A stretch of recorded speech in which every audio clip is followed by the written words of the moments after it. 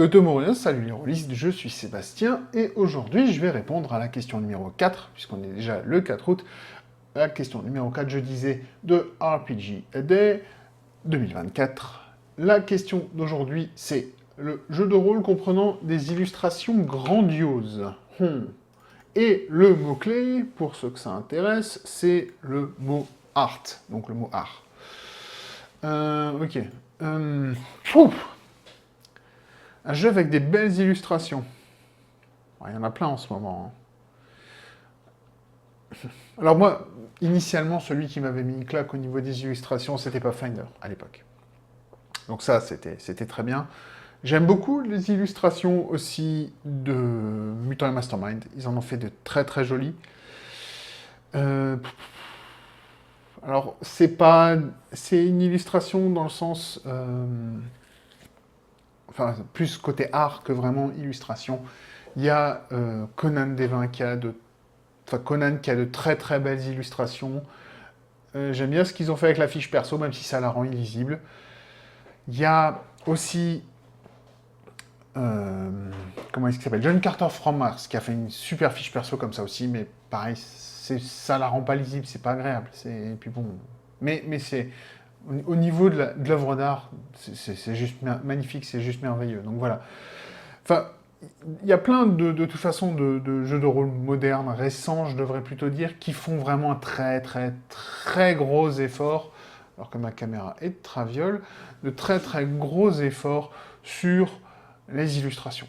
Parce que, pour beaucoup, un JDR sans belles illustrations, il y a des gens qui vont simplement pas du tout vous s'intéresser à votre livre. C'est triste, mais c'est comme ça. Moi, je fais pas partie de ceux qui ont besoin d'illustrations pour avoir un jeu de rôle intéressant.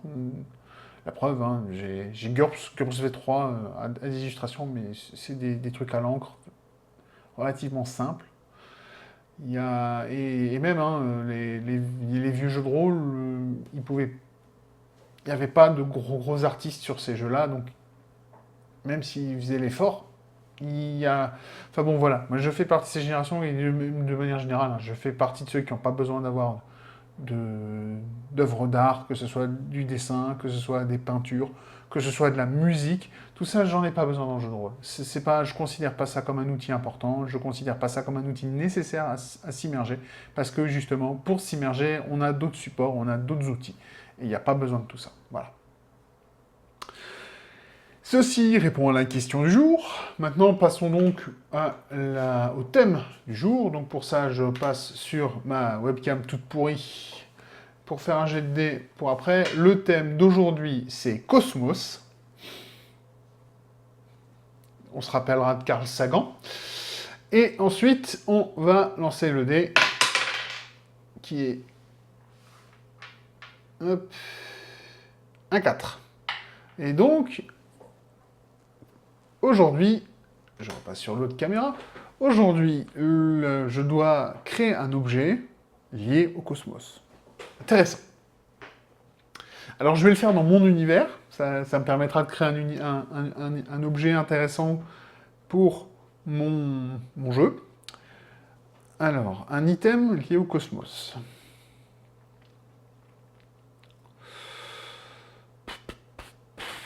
Alors bon, sachant que ma cosmogonie est classique dans l'ensemble, hein,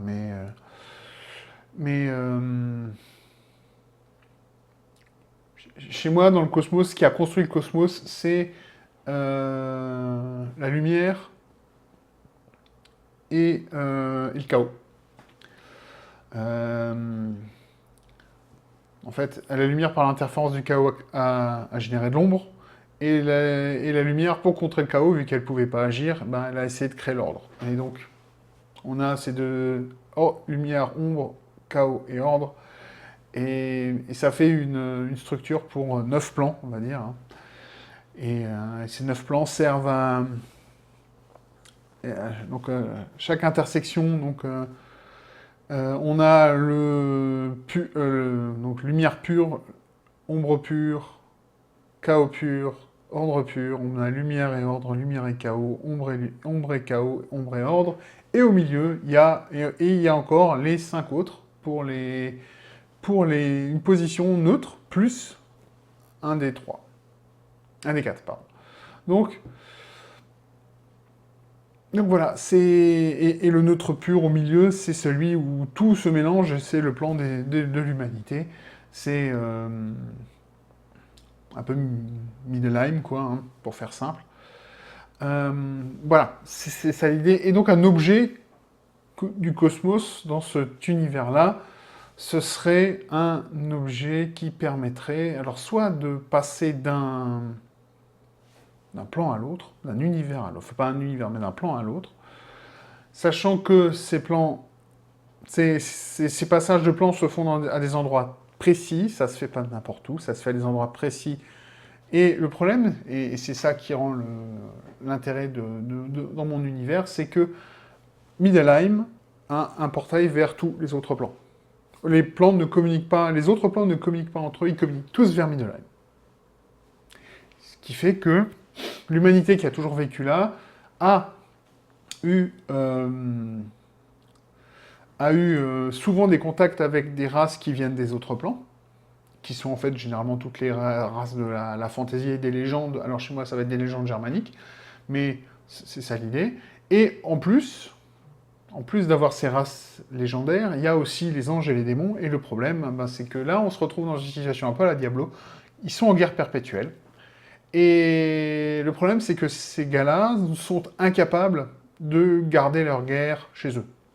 Et comme de toute façon, ils ne peuvent pas sauter, aller faire une invasion de l'autre côté sans passer par le territoire des humains, et de temps en temps aussi, les combats débordaient sur les autres plans. Donc ce qui s'est passé, c'est que les humains, avec toutes les autres races, ont réussi par magie à poser des sceaux sur ce qui permettait de passer d'un plan à l'autre.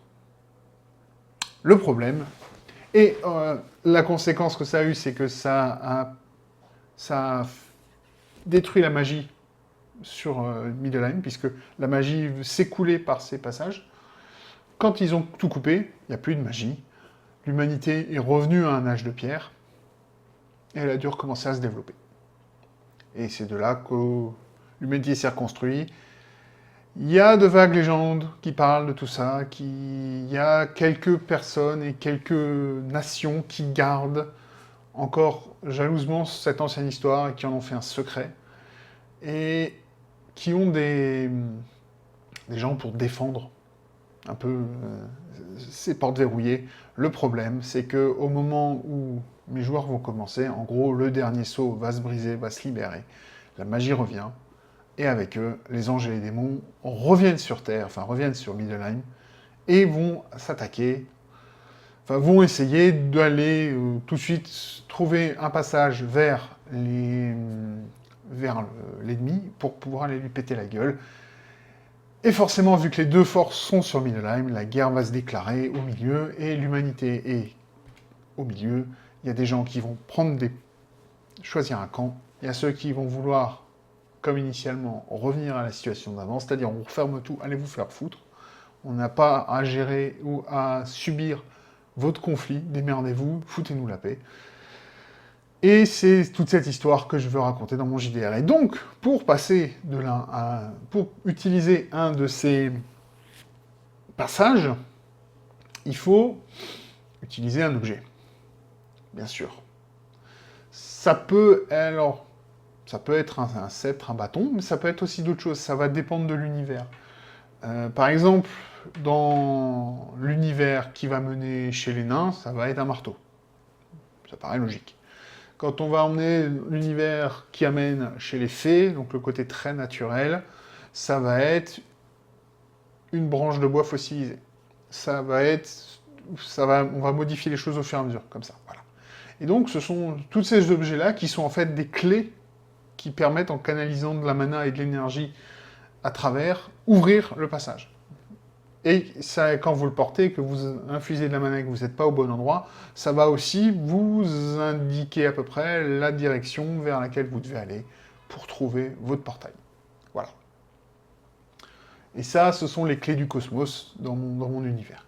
Voilà, je pense que c'est une bonne idée. Et c'est quelque chose de très classique, et donc ça veut dire que, bon, il n'y en aura pas qu'un seul, hein, forcément, parce que s'il n'y en a qu'un seul, ça va être compliqué. Mais s'il y en a plusieurs, ou si on peut les créer magiquement, même difficilement, il peut y avoir un intérêt stratégique et un intérêt plus qu'important justement que de les récupérer, de les détruire et tout ça. Donc ça va être la course aussi un peu de ce côté-là. Donc voilà. Je pense que j'ai fait le tour, je pense que j'ai créé l'objet que je voulais créer. Enfin, les objets que je voulais créer, voilà. Et puis voilà, c'est tout. Donc comme d'habitude, je vous souhaite de trouver ce qui vous rend heureux. Et en attendant la question de demain, je vous dis à tous à demain, ou plutôt comme on dit chez moi, bismillah.